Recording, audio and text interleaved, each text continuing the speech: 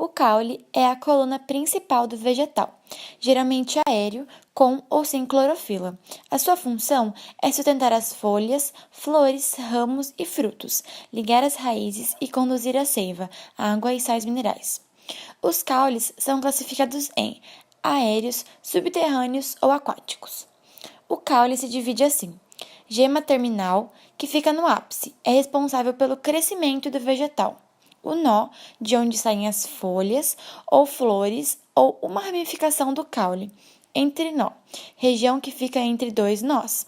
E gema axilar, produz folhas ou ramo folioso e geralmente não se desenvolve como a gema terminal. A planta tem o suber, que é a parte morta, a casca. Logo embaixo tem os vasos liberianos, que é o que carrega a seiva elaborada, também chamado de floema, que produz a glicose. Em seguida, tem o xilema, vasos lenhosos, que carrega a seiva bruta, que se localiza no meio, perto do centro da planta. Tipos de caule. O caule é uma parte da planta com a função de sustentação e condução de substâncias. Os caules podem apresentar uma diversidade de formas, por isso eles são classificados como em aéreos, subterrâneos e aquáticos. Caules aéreos. O tronco. O tronco é um tipo de caule aéreo ereto, um dos mais comuns que existem. Ele apresenta estrutura cilíndrica, que pode ter ramificações.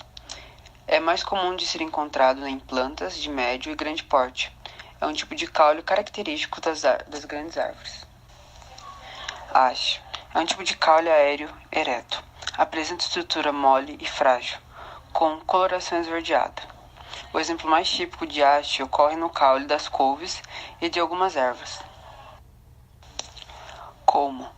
O colmo é um caule aéreo e sua principal característica é a presença de nós e entrenós, visíveis em toda sua extensão.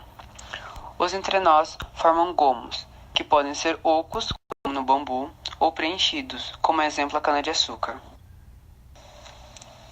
O estípio é um caule ereto, rígido e longo. Em geral, ele não se ramifica e as folhas sempre surgem em seu ápice.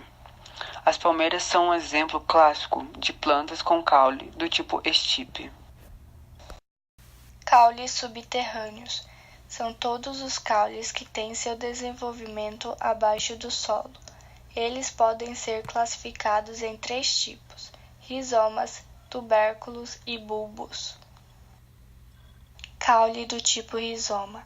Acumulam substâncias nutritivas e se desenvolvem horizontalmente debaixo do solo, junto à superfície.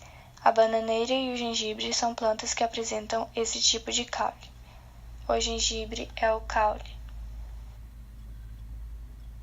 O tubérculo caracteriza-se por ser um caule que armazena grande quantidade de nutrientes. Um dos principais exemplos é a batata comum. O bulbo é uma estrutura formada pelo prato que corresponde ao caule bastante reduzido, de onde partem numerosas folhas modificadas, os catafilos, secos e suculentos, secos de proteção, suculentos de reserva. A cebola é um bulbo simples, o alho é um bulbo complexo. Caules aquáticos se desenvolvem dentro da água, apresentando estruturas diferenciadas para o armazenamento de ar, importante para a respiração e para a flutuação. São exemplos de caules aquáticos a Vitória régia e o aguapé.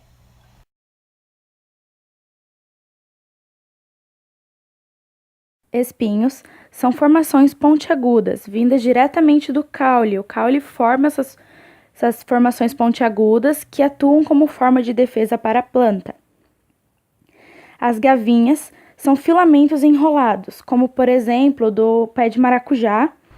Elas auxiliam na fixação e também podem ser modificadas de folhas, como ocorre nas ervilhas, ou de raiz, como ocorre em certas orquídeas.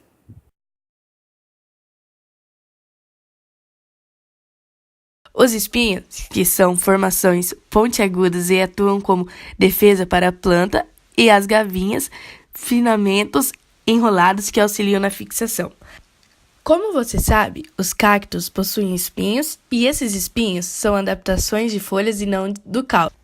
O caule dos cactos são achatados, permanecem verdes por toda a vida da planta e realizam uma importante função, que normalmente é realizada pelas folhas, a fotossíntese.